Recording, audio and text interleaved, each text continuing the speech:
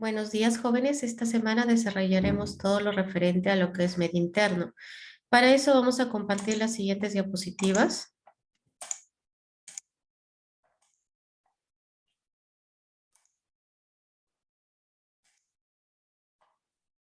Muy bien, entonces, como podemos observar aquí con respecto al medio interno, nosotros podemos ver acá brevemente nuestro sumario, que vamos a ver los componentes del equilibrio hídrico, los compartimentos y composición de los líquidos corporales, la regulación del intercambio hídrico y equilibrio osmótico, las alteraciones tanto del sodio y la glucosa en el equilibrio hídrico, qué efectos presenta la hormona antidiurética y la aldosterona en este equilibrio hídrico, los mecanismos por los cuales se forma el edema y qué sucede con la regulación del agua en los espacios virtuales del cuerpo.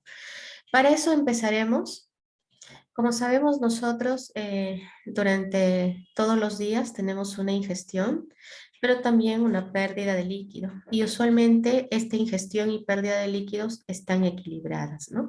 Entonces, como podemos observar aquí, en lo que es la ingestión, pues nosotros vamos a encontrar lo que es la oxidación de los hidratos de carbono, que aproximadamente son 200 mililitros por día, y también los líquidos o agua de los alimentos que se van a consumir, aproximadamente oscila entre 2100 mililitros por día. Igualmente, cuando nosotros hablamos de pérdidas, vamos a observar que muchas de estas pérdidas son insensibles, es decir, que se van a producir a través de las vías aéreas, aproximadamente unos 300 a 400 mililitros por día, o a través de la piel, que son 300 a 400 también mililitros por día. Por ello, la importancia de saber de que la piel, por ejemplo, es muy necesaria, ¿no? Para evitar las pérdidas insensibles. En caso de quemaduras, los pacientes pueden perder mucho más cantidad de líquidos por la falta, en este caso, de la piel, ¿no? Otra forma de pérdida es el sudor, aproximadamente son 100 mililitros por día. Esto dependerá, obviamente, también de las actividades físicas o deportivas que realice las personas, ¿no? Entonces, esto es muy variable. Las heces aproximadamente son 100 mililitros por día, lo que viene a ser los desechos diarios, ¿no? De toda la en este caso de todo lo que se produjo durante la digestión, y los riñones van a ajustar tanto la cantidad de agua porque puede eliminar desde 0,5 hasta 2 litros por día, pero esto es muy variable porque dependerá de nuestras características del medio interno, los ajustes necesarios que realice el riñón. Asimismo, la importancia de saber que esta ingestión y también la pérdida de líquido están equilibradas es porque nosotros cuando vayamos a los hospitales vamos a tener una hoja de balance hídrico que lo maneja el personal de enfermería. Esta hoja de balance hídrico ustedes van a encontrar aquí, por ejemplo, los ingresos y los egresos. Dentro de los ingresos, pues todo lo que viene a ser si es que se le transfundió al paciente algún tipo de paquete globular, si tomó líquidos por vía oral, el suero fisiológico que se estuvo utilizando durante el turno, ¿no? Correspondiente, si se le colocó algún medicamento a través de bolo o sistema de venoclisis, el agua endógena, que en este caso se calcula por la cantidad de peso del paciente. Por ejemplo, si este paciente pesa 83 kilogramos, se le multiplica por 0,2 mililitros en una hora y ustedes calculan aquí, por ejemplo, cuánto es el agua endógena. Igualmente, en los egresos nosotros también tenemos que ver las pérdidas insensibles, como habíamos visto, si es que el paciente tal vez tiene algún tipo de drenaje, sonda nasogástrica, ver la diuresis, en este caso, cómo se elimina a través del riñón el agua, las heces, y sumamos y también restamos para calcular la cantidad de egresos, ¿no? Y vamos a observar acá que nos puede dar tres posibles resultados, que sea un balance hídrico neutro, es decir, que lo que ingresó es lo mismo que lo que salió, 0 mililitros, o puede ser que nos dé un balance hídrico positivo donde vamos a observar que en este caso tenemos una retención de líquidos, es decir, ingresó 2240 y salió solamente 2040. Significa que el balance es positivo, hay una retención de líquidos.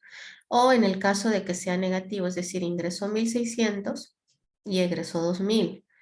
Y en este caso tendremos un balance negativo, es decir, que va a haber una falta de líquidos en el organismo. Entonces, de esta manera nosotros podemos saber qué tipo de balance presenta nuestro paciente y es necesario, pues en la mayoría de los casos, mantener un balance neutro o en algunos de los pacientes que también tienen varias patologías, mantener un balance hídrico negativo, ¿no?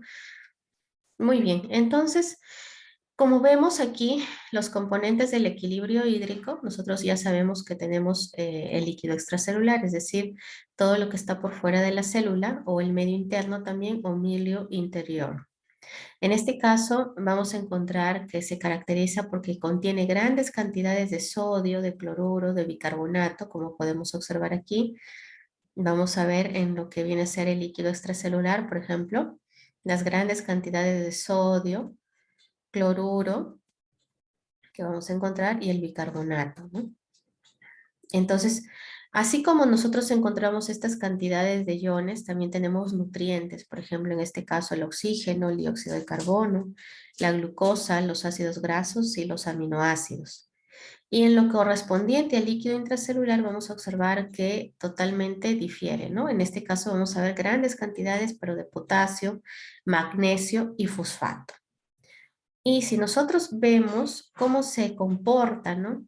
Los líquidos corporales, por ejemplo, este es en un varón de 70 kilos, vamos a observar que aproximadamente el líquido corporal total es el 60% multiplicado por nuestro peso corporal, en este caso el 60% corresponderá al líquido, ¿no?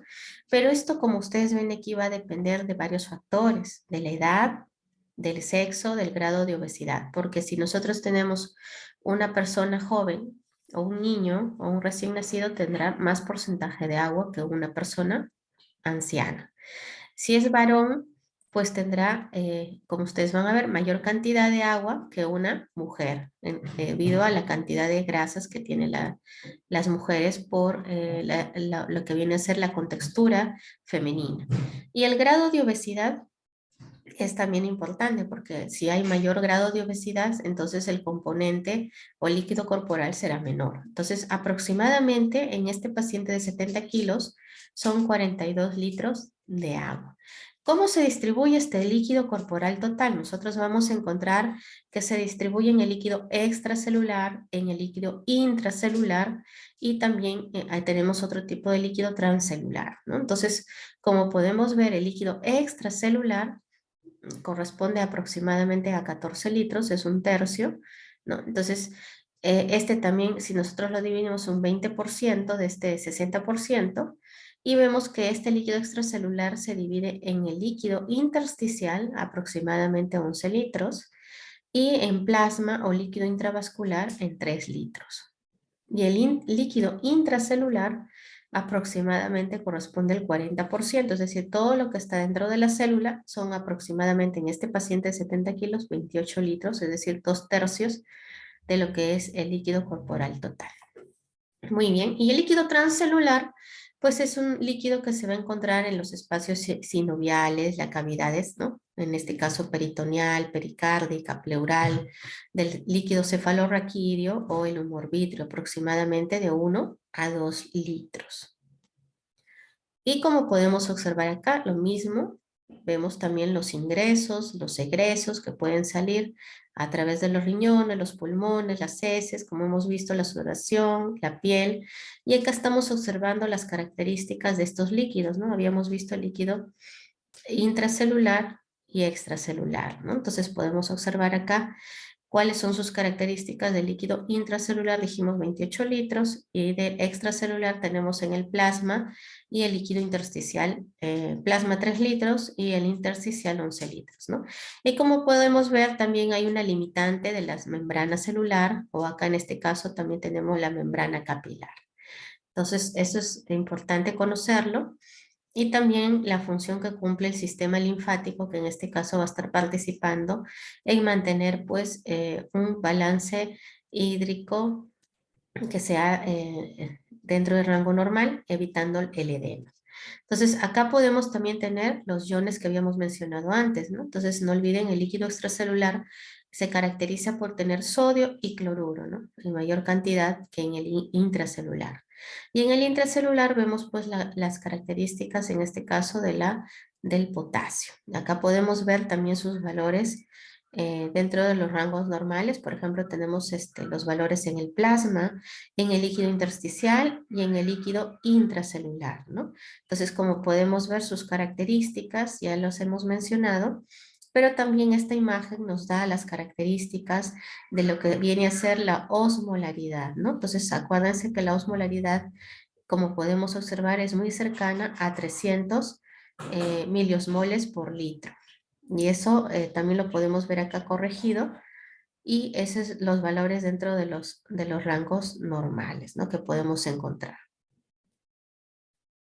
Bueno, hablando de la osmolaridad, nosotros también tenemos que saber que la osmolaridad la podemos calcular en un paciente, teniendo información como el sodio, niveles de glucosa y el nivel de urea. Al aplicar la fórmula, podemos calcular en este caso, la osmolaridad plasmática, ¿no? Entonces podemos observar aquí que la osmolaridad plasmática tiene un rango de 275 a 290 miliosmoles por kilogramo de agua.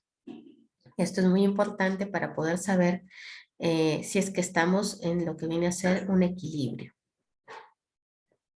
Ahora, con respecto a lo que hablamos del equilibrio osmótico, pues nosotros tenemos que saber que existen presiones hidrostáticas y presión coloidosmótica, ¿no? Entonces, la presión hidrostática debe ser igual a la presión coloidosmótica según nuestro libro. Pero, ¿qué se refiere? Acá nosotros tenemos que revisar la ley de Van Hoff, que se refiere, por ejemplo, si nosotros acá tenemos un ambiente de agua, acá tenemos una membrana semipermeable y acá tenemos agua. Normalmente hay un equilibrio entre estos dos volúmenes cuando solamente es agua, pero si nosotros agregamos aquí el cloruro de sodio a este lado, vamos a observar que al aumentar la cantidad de concentración de cloruro de sodio, vamos a observar que va a haber una migración del agua desde esta zona a esta zona B. Y obviamente el nivel de agua en esta zona va a aumentar. Y esto vamos a encontrar que va a ser nuestra presión hidrostática, la cual también tiene que ser igual a la presión coloidosmótica, ¿no? Entonces, esta es la ley de Van Hoff, y nosotros vamos a observar que esto también puede variar, porque también acuérdense que hay una atracción interiónica, y también esto nos va a dar el coeficiente osmótico, ¿no? Entonces, acá tenemos un ejemplo. Acá tenemos el cloruro de sodio al 0,9%, donde podemos saber la cantidad de gramos que tiene este cloruro, 0,9 gramos de cloruro en 100 mililitros de solución, o 9 gramos por litro, ¿no? Como sabemos que el peso molecular del cloruro de sodio es 58,5 gramos por mol, entonces podemos calcular la molaridad de la solución, 9 gramos por litro sobre 58,5 gramos por mol, nos va a dar 0,154 mol por litro. Y una molécula de cloruro de sodio es igual a 2 osmoles. Entonces, la osmolaridad del cloruro de sodio va a ser a estos 0,154 por 2, 308 miliosmoles por litro. Y la presión osmótica, como podemos calcularlo, es 308 por 19,3, una constante que nos dará a 5.944 milímetros de mercurio, ¿no? Esa sería nuestra presión osmótica. Entonces, como podemos observar aquí, esto es lo que nosotros podemos encontrar calculando de acuerdo a las características de la solución que en este caso se puede utilizar en este lado B. ¿Qué también tenemos nosotros? A veces tenemos, por ejemplo, una célula normal que se puede colocar en diferentes soluciones. Por ejemplo, tenemos soluciones isotónicas, soluciones hipertónicas o soluciones hipotónicas. Si esta célula la colocamos en una solución isotónica, es decir, que la concentración de solutos no difusibles es igual a 280 miliosmoles por litro, entonces nosotros vamos a observar que el agua que se encuentra en la concentración de agua en el líquido extracelular va a ser la misma que en el líquido intracelular, como podemos ver acá. Entonces, vamos a observar que no hay ningún movimiento del agua porque ambas concentraciones de agua son iguales. Ejemplos de soluciones isotónicas, por ejemplo, acá tenemos el cloruro de sodio al 0,9% o el de la glucosa al 5%. Entonces, estas son soluciones isotónicas muy utilizadas en la parte médica, ¿no? ¿Qué pasaría si nosotros tenemos una solución hipotónica? ¿Qué significa? Que los solutos no difusibles o esta concentración de solutos no difusibles es menos de 282 miliosmoles por litro. Entonces vamos a observar de que la célula va a tener, a hincharse, ¿no? A aumentar su volumen, porque acuérdense que se va a tratar de equiparar esta cantidad de solutos no difusibles, ¿no? En este caso, se va a tratar de equiparar la cantidad que tenemos, por ejemplo, de agua, tanto en la parte interna de la célula como en la parte externa, ¿no? En este caso, el agua va a ingresar hacia la célula y va a generar que la célula se hinche. ¿Qué pasaría si nosotros tenemos una solución hipertónica? Es decir, una mayor concentración de solutos no difusibles. Es decir, estamos hablando de 360 miliosmoles por litro, es decir, una mayor concentración de esta solución. Y como va a estar más concentrada y la célula tiene una característica diferente, entonces la cantidad de iones van a, van a generar de que esta célula pues se reduzca en tamaño o se arrugue. Acá, por ejemplo, vamos a encontrar soluciones como la del cloruro de sodio, que va a ser más del 0,9%, ¿no? Entonces, estas variaciones en las soluciones pueden afectar directamente a la célula, ¿no? Generando de que se dematice o hinche o que se arrugue y podamos observar una disminución de su volumen. Igualmente, cuando nosotros tenemos ya el equilibrio osmótico, ¿no? Por ejemplo, aquí podemos observar un equilibrio osmótico, un estado normal. ¿Qué pasaría si nosotros le agregamos, por ejemplo, tras este equilibrio osmótico, le agregamos, por ejemplo, cloruro de sodio, una solución isotónica, es decir, al 0,9%? Acá vamos a observar que vamos a aumentar el líquido extracelular. En estas características vamos a generar un incremento de este líquido extracelular y podemos ver este efecto en el líquido extracelular tras el equilibrio osmótico. ¿Qué pasaría si nosotros, por ejemplo, le agregamos una solución diferente? Por ejemplo, una solución de cloruro de sodio, pero hipertónico. Es decir, un poco más concentrado, y vamos a observar que no solamente aumenta el líquido extracelular, sino también disminuye lo que viene a ser el líquido intracelular, ¿no? Tratando de regular lo que es, o generando un equilibrio, ¿no? En lo que es el contenido de esta solución hipertónica. Acá en una solución hipotónica, por ejemplo, observamos que ambos aumentan, tanto el líquido extracelular como el líquido intracelular van a incrementar su tamaño. Entonces, la importancia de conocer estas características es porque nosotros vamos a encontrar aquí diferentes soluciones que se utilizan en los hospitales de manera parenteral para restituir, por ejemplo, la volemia, ¿no? Entonces, vamos a encontrar soluciones hipotónicas o hipertónicas, ¿no? Entonces, tenemos acá el cálculo de su osmolaridad, ¿no? Entonces, habíamos dicho que las soluciones isotónicas son lo que viene a ser, por ejemplo, el cloruro de sodio al 0,9%. Tenemos la solución de Harman o Ringer. También podemos encontrar otras soluciones que son hipotónicas o hipertónicas, dependiendo de sus concentraciones. Entonces es importante conocerlas porque de esta manera podemos saber qué sucedería si es que nosotros aplicamos estas soluciones hipotónicas, hipertónicas dentro de lo que es el medio interno. Y asimismo, necesitamos también conocer algunas características y varía, por ejemplo, lo que son las concentraciones de sodio, ¿no? Entonces, cuando varían las concentraciones de sodio, que es uno de los iones que se produce más o que vamos a encontrar con mayor cantidad en lo que es el líquido extracelular, este ion, por ejemplo, el sodio puede irse a lo que es una hiponatremia o una hipernatremia.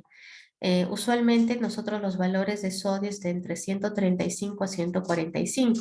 Si disminuye menos de 135, podemos clasificarlo en leve, moderado o severo, ¿no? Y podemos ver los niveles de sodio. Leve de 125 a 135, moderado de 115 a 125 y grave menos de 115. Y en el caso de la hipernatremia es cuando sobrepase los 145, podemos también ver sus valores leve de 146 a 155, moderado de 156 a 175, severo menos de 175 mil equivalentes por litro. ¿Qué causa la hiponatremia? Pues puede disminuir el sodio cuando, por ejemplo, tenemos un exceso de agua en lo que es el cuerpo, una sobrehidratación, ¿no? Es decir, se puede sobrehidratar un paciente y puede generar una hiponatremia, o se puede dar lo que es el síndrome inadecuado de hormona antidiurética, es decir, que no se produce la vasopresina o hormona antidiurética y eso va a evitar que se reabsorba agua, generando una alteración.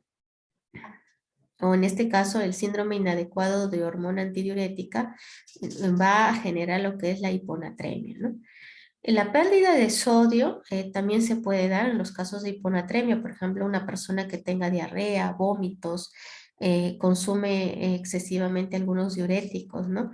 Las nefropatías que pueden alterar al riñón o la enfermedad de Addison también pueden generar una pérdida de sodio.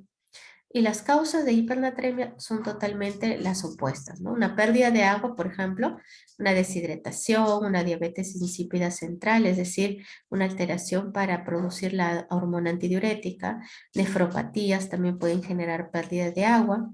Y el exceso de sodio se puede dar también por una sobrehidratación, se puede generar también por lo que es la secreción excesiva de la hormona ahorradora de sodio aldosterona y eso puede generar las causas de hipernatremia.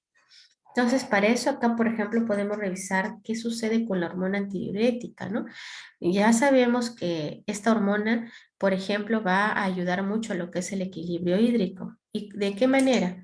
Nosotros vamos a observar, por ejemplo, que se aumenta la osmolaridad, es decir, se incrementa en lo que es el líquido extracelular, vamos a encontrar que tenemos unos receptores que se llaman osmoreceptores. Y estos van a enviar información hacia lo que son núcleos, tanto como tenemos aquí paraventriculares, supraópticos, y estos núcleos, en este caso especialmente, vamos a ver una acción a nivel de la neurohipófisis. Y la neurohipófisis es la encargada de producir lo que es la vasopresina u hormona antidiurética, quien va a actuar a nivel del túbulo colector generando una mayor reabsorción de agua. De esa manera, nosotros observaremos que el volumen de orina que se elimina en este paciente va a ser menor. Es decir, si una persona consume altas cantidades de sodio en la dieta, vamos a encontrar que su volumen urinario va a ser mucho menor. De esta manera, nosotros vamos a encontrar que la hormona antidiurética puede influir en el equilibrio hídrico. Acá también podemos observar qué pasaría si es que encontramos, por ejemplo, un estado de deshidratación, ¿no? En el caso del paciente, puede ser que esté deshidratado. También se va a activar los osmoreceptores, van a producir la hormona antidiurética y este va a generar una reducción del volumen urinario y puede generar inclusive también una vasoconstricción para tratar de mantener lo que viene a ser las presiones arteriales dentro de los rangos normales, ¿no?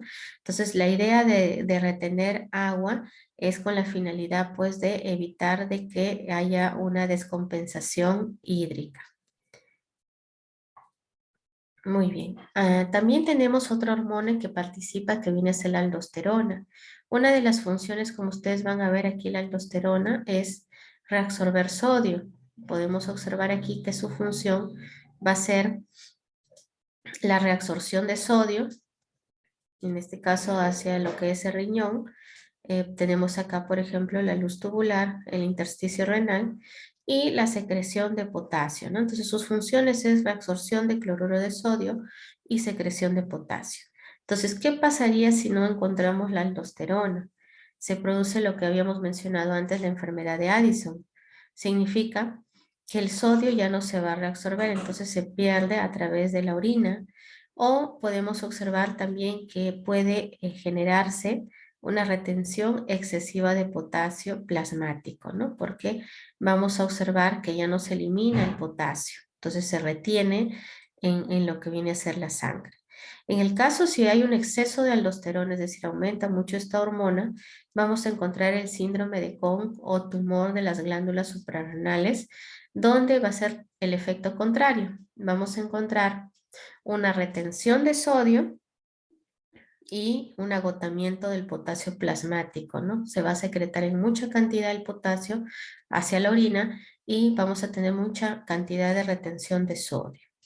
Entonces, esto es importante conocer este cuadrito porque nos da información sobre qué causa, por ejemplo, la hiponatremia por deshidratación o sobrehidratación o la hipernatremia por deshidratación o sobrehidratación. Entonces, acá podemos observar las causas. Como ya hemos estado viendo, la hiponatremia puede ser una insuficiencia adrenal. Vamos a observar que la concentración de sodio en el plasma disminuye, el volumen en el líquido extracelular disminuye y el volumen también del líquido intracelular vamos a encontrar que se encuentra incrementado.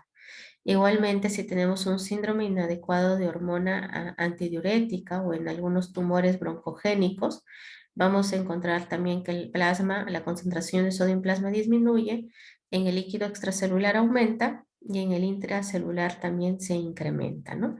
Y en la hipernatremia, vamos a encontrar aquí las concentraciones aumentan de sodio, el líquido extracelular, por ejemplo, acá en la hipernatremia de la deshidratación disminuye y en el intracelular disminuye. Mientras que cuando hay una sobrehidratación, una enfermedad de Cushing, por ejemplo, el aldosteronismo primario, vamos a encontrar el sodio aumenta, en el líquido extracelular también aumenta y en el intracelular disminuye.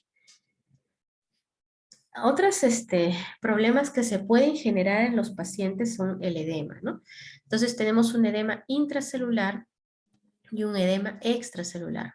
En lo que corresponde al edema intracelular tenemos la hiponatremia, la depresión de los sistemas metabólicos de los tejidos o una falta de nutrición celular adecuada. Y en el edema extracelular puede ser que tengamos una fuga normal de líquido del plasma hacia los espacios intersticiales a través de los capilares o el linfedema, es decir, a través del sistema linfático va a haber una imposibilidad de devolver el líquido hacia la sangre desde el intersticio. Entonces son causas de tanto de edema extracelular. Y hay que recordar un poco que cuando nosotros hablábamos de la cantidad de líquido que tiene el cuerpo, dijimos un 60% del peso corporal, 42 litros, pero que estos 42 litros iban uno hacia el líquido extracelular, aproximadamente 14 litros. Y estos 14 litros se distribuían, dijimos, en el líquido intravascular 3 litros y el intersticial 11 litros. Pero ¿por qué es importante conocer este líquido intersticial? Porque nosotros vamos a ver que tiene componentes, ¿no? Como podemos ver aquí, tiene fibras de colágeno que permiten la fuerza tensional en los tejidos, tiene filamentos de proteoglucanos, un 98% de ácido hialurónico y un 2% de proteínas, el gel tisular, que son los filamentos de proteoglicanos y líquidos atrapados en ellos, y el líquido libre en el intersticio, el 1% carece de proteoglucanos y es importante de conocerlo, ¿no? Entonces, este líquido intersticial nos va a permitir,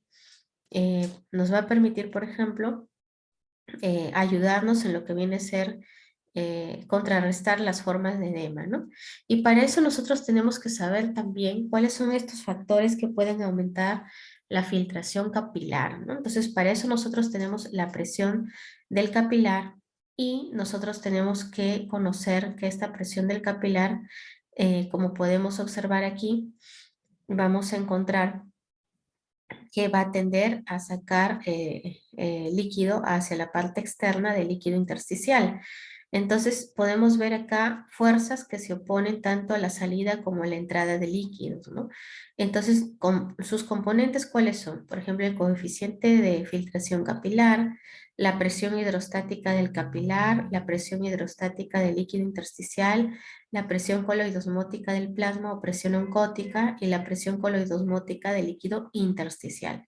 ¿Qué significa esto? Es decir, hay fuerzas que van a provocar la filtración en el extremo arterial del capilar, que son los capilares son los vasos más pequeños y más delgados de nuestro cuerpo, y vamos a observar que estos, por ejemplo, tienen una presión, ¿no? Por ejemplo, aquí la presión del capilar son 30 milímetros de mercurio, la presión del líquido intersticial 3 milímetros de mercurio y también tenemos la presión coloidosmótica del líquido intersticial 8 milímetros de mercurio, ¿no?